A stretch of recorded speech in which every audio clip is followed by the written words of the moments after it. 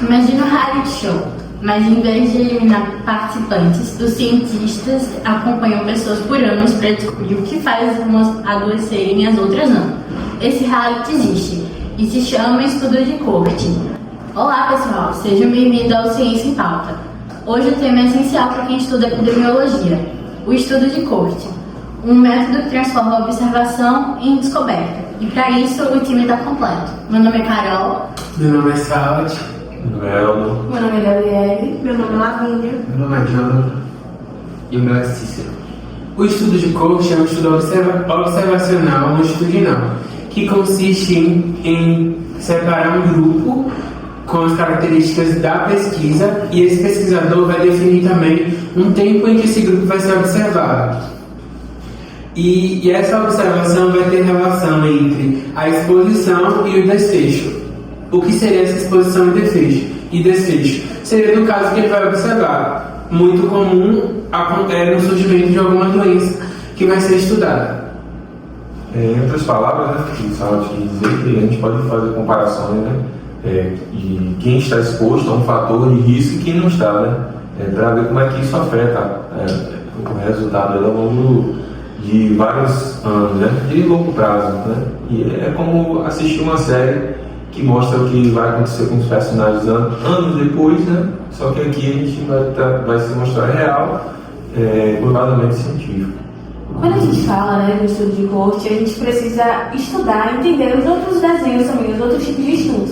A gente pode falar primeiramente do estudo transversal, que é um estudo que a gente observa a resolução como um todo, como se fosse uma foto tirada, a gente observa aquele momento presente. Já no estudo de Cohort, a gente é como se fosse um filme, a gente observa todo momento e todas as etapas esse estudo. E quando a gente fala do caso controle, a gente começa analisando o desfecho, a gente analisa o final do estudo e volta para o início.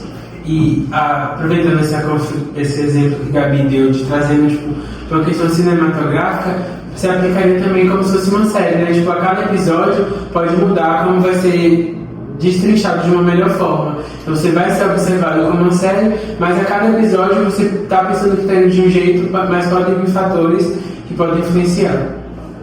É justamente para isso que serve o estudo de Cohort. Ele é diferente dos transversais do caso controle, como o Gabi explicou, porque a gente olha sempre para frente. A gente acompanha o grupo e vê o que acontece com ele com o passar do tempo. E ele é bom porque ele permite calcular o risco relativo, que mostra quando o fator realmente aumenta a chance de um desfecho ou não. E esse acompanhamento é feito por meses, anos, e pode ser feito também de geração para geração. Nisso, existem dois tipos principais de cohort, que seriam a cohort prospectiva, que se propõe a analisar um grupo de indivíduos, ou indivíduo especificamente, do presente para o futuro, ou seja, os pesquisadores têm uma margem de manobra muito maior, porque eles têm a possibilidade de planejar com antecedência tudo aquilo que vai acontecer durante o prolongamento do projeto. E nesse modelo há também a possibilidade de observar os desfechos de um modo mais clínico, em virtude justamente dessa capacidade de manobra que os pesquisadores possuem. Todavia, essa cohort prospectiva, ela é um pouco mais cara do que outros tipos de projeto, porque exige um acompanhamento contínuo por um longo período de tempo, como Lavínia dizia, que pode ser meses, dias ou anos, décadas inclusive, e por isso há a cohort retrospectiva, em que você se propõe a analisar dados que já foram produzidos e que agora os pesquisadores coletaram e podem tirar dali premissas sobre determinados desfechos que no geral esse tipo de projeto é um pouco mais rápido e também mais barato do que a coorte prospectiva, já que não há necessidade de um acompanhamento contínuo.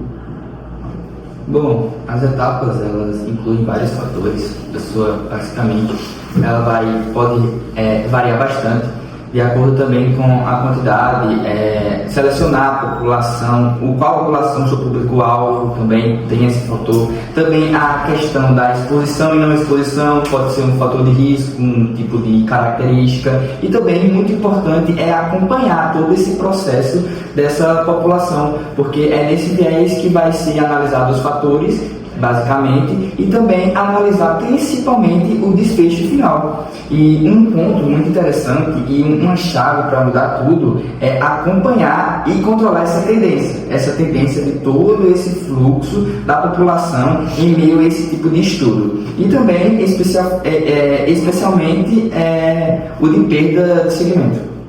Bom, um exemplo clássico do estudo de coorte é o estudo de Framingham. Ele foi iniciado em 1948 nos Estados Unidos e acompanhou mais de 5.000 pessoas por décadas para entender fatores de riscos cardiovasculares.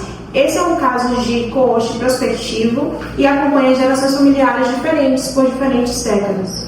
Foi graças a esse estudo que Lavi trouxe como exemplo e que é o que a gente está discutindo hoje nesse vídeo, que Framingham conseguiu descobrir o impacto do tabagismo, ou seja, teve como desfecho nesse cenário o impacto do tabagismo, do colesterol alto e da hipertensão nas doenças cardiovasculares. Esse exemplo se enquadra perfeitamente no que é o objetivo, né, o propósito do estudo, que é poder observar como a ciência transforma a observação em prevenção. Foi o que Framingham fez e como acontece com outros estudos, como, por exemplo, na relação da vacinação com doenças infecciosas, na exposição a pesticidas com a doença de Parkinson, e também é muito comum do tabagismo também, só que relacionado ao câncer de pulmão, que seria a observação desses grupos de pessoas dentro de um período de tempo e observar o desfecho dessas pessoas, sendo elas não portadoras da doença, e também pessoas fumantes e não fumantes, e observar o desfecho se algum grupo desse desenvolveria a doença ou não. E aí, a partir disso, teria uma outra exemplificação desse caso. O score de Framingham foi feito a partir desse estudo. E ele é uma ferramenta que foi utilizada para calcular o risco de uma pessoa ter um evento cardiovascular, como infarto ou AVC, em um período de 10 anos, que vai levar em conta os fatores como idade, a pressão arterial, o colesterol total, o HDL e o tabagismo. Ele vai estratificar o nível entre baixo, médio e alto risco, para orientar a tomada de decisões clínicas e as medidas que vão ser preventivas para cada indivíduo. E isso vai impactar para contribuir para o conhecimento sobre a relação entre fatores como a dieta, os exercícios e as doenças cardíacas, que identificou muitos dos fatores de riscos que são amplamente reconhecidos hoje.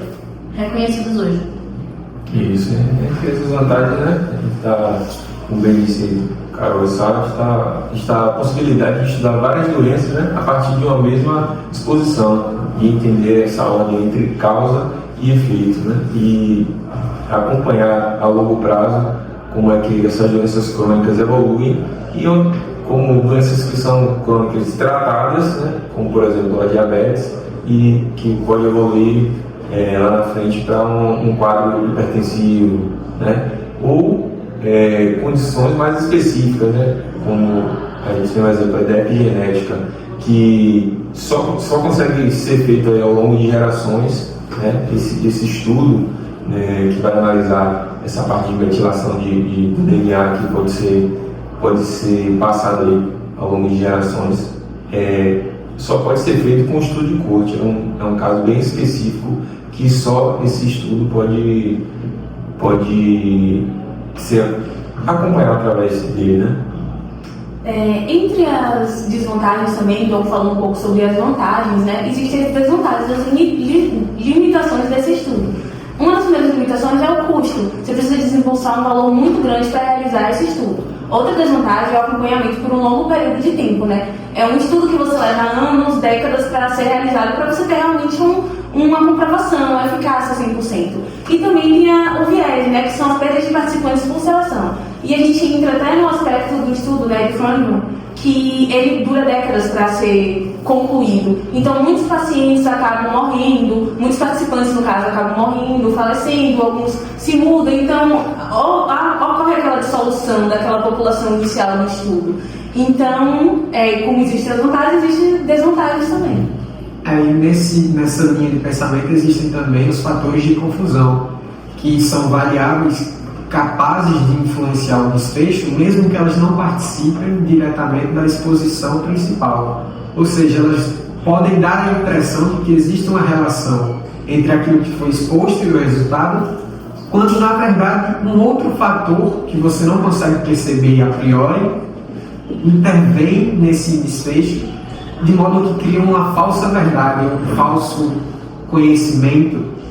E daí que surge a necessidade fundamental de analisar e tentar identificar esses fatores de confusão que existem ao longo do processo do caso coorte e associar a uma confiabilidade alta, ou seja, você precisa ter uma análise crítica daquilo que de fato influencia ou não influencia no projeto.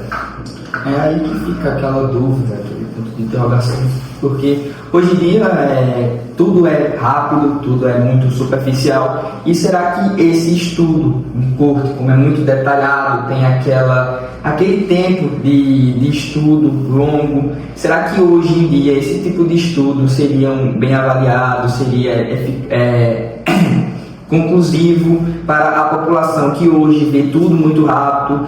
E eu fico perguntando para vocês o que é que vocês acham desse tipo de futuro, o que é que vocês acham desse tipo de estudo científico.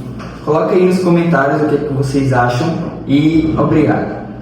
E assim a gente encerra o episódio coorte, o reality show da ciência. Hoje entendemos o que é, como funciona e por que é tão importante para a saúde pública. Se gostou, compartilhe com os colegas.